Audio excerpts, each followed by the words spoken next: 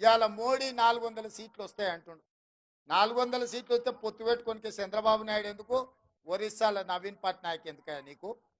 నీ సంసారం చక్కగా ఉంటే ప్రతి రాష్ట్రంలో ఒక్కొక్కరిని కలుస్తున్నావు కదా.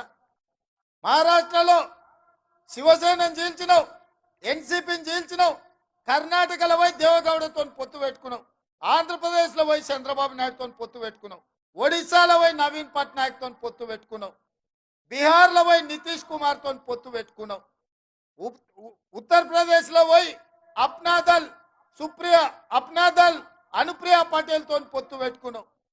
ఇవాళ ఎన్డీఏ మొత్తం అతుకుల బొంత కాదా? ఇవాళ నిజంగానే నరేంద్ర మోడీ భారతీయ జనతా పార్టీ 400 సీట్లు గెలిచేటట్టుంటే ఈ అతుకుల బొంత ఎందుకు కడుతుండు, ఇంతమందిని ఎందుకు అడుక్కుంటుండో ఒక్కసారి ఆలోచన చేయండి. మనందరం కూడా రాజకీయ నాయకులమే కదా, సర్పంచులమో ఎంపీటీసీలమో కౌన్సిలర్లమో కార్పొరేటర్లమో అయినోళ్ళమే కదా. మనం ఇల్లు తిరిగి అడుక్కుంటున్నామని అంటే మనం ఓడేటట్టు ఉంటేనే కదా మనం ఇల్లు పోయి అడిగేది, శత్రువు ఇంటికి కూడా పోయి. నిన్నటి వరకు పడనోళ్ళని అందరినీ, నిన్నటి వరకు అక్రమ కేసులు పెట్టిన వాళ్ళందరినీ ఇవాళ నరేంద్ర మోడీ ఎందుకు అడుక్కుంటున్నాడు అంటే భారతీయ జనతా పార్టీ కాలం చెల్లింది.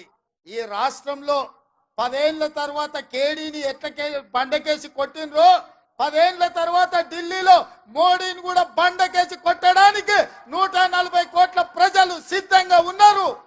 ఆ సంగతి నరేంద్ర మోడీ గారికి తెలుసు కాబట్టే ఇవాళ అతుకుల బొంత ఉడుతున్నాడు.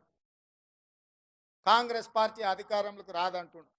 2004 కంటే ముందు కూడా గిట్లే మాట్లాడి, వాజ్పేయి గారు ప్రధానమంత్రి ఉన్నప్పుడు షైనింగ్ ఇండియా అని చెప్పారు. వాజ్పేయి గారికి ఎవరు అడ్డమే లేదు, అసలు ఎప్పటికీ కాంగ్రెస్ ఉండనే ఉండదన్నారు.